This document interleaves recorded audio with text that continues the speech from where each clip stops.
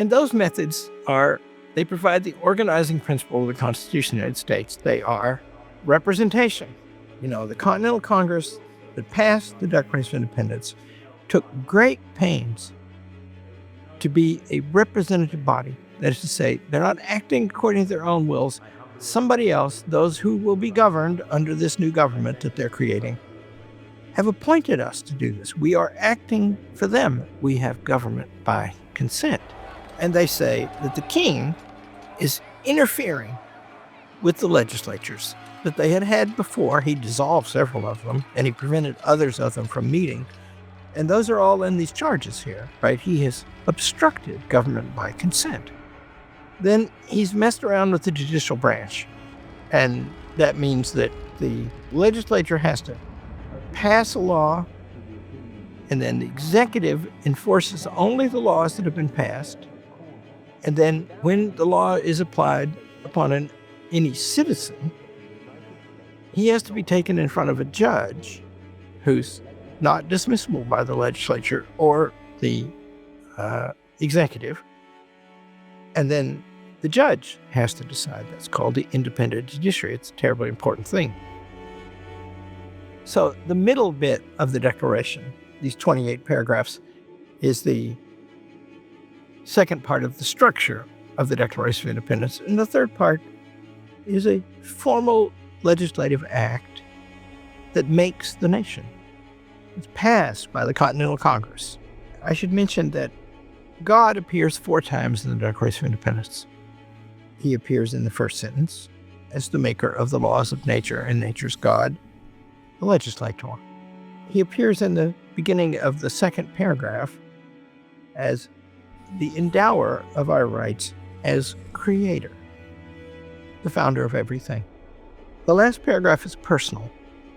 They refer to themselves for the first time. We, therefore, the representatives of the United States, we, in General Congress assembled. And then they appeal to somebody to judge whether they're right. And that person is not the King of England. It's the supreme judge of the world, the judicial branch. For the rectitude of our intentions, in other words, we swear we're doing what seems right, and we ask God to judge. In the name of the good people of these colonies. You can read it as a claim that the people of the colonies are good. You can read it as a claim that we're acting for the good ones. Or you can read it as the claim we have to remember to be good because we are assuming this authority now.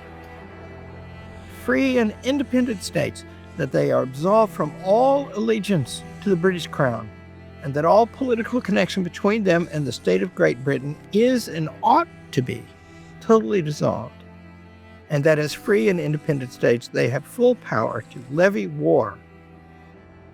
Now we get to the hard thing. Conclude peace, contract alliances, establish commerce, and do all other acts and things which independent states may of right do.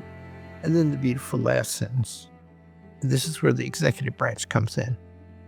Because, see, now it's war. And for the support of this declaration, with a firm reliance on the protection of divine providence. That's God as the executive branch. We mutually pledge to each other our lives, our fortunes, and our sacred honor. Only in the hands of God would all the powers of government be combined. Those men in that room, the same room where the Constitution would later be written by some of the same people, we mutually pledge to each other everything we've got. We Americans today owe those people. We should learn about them.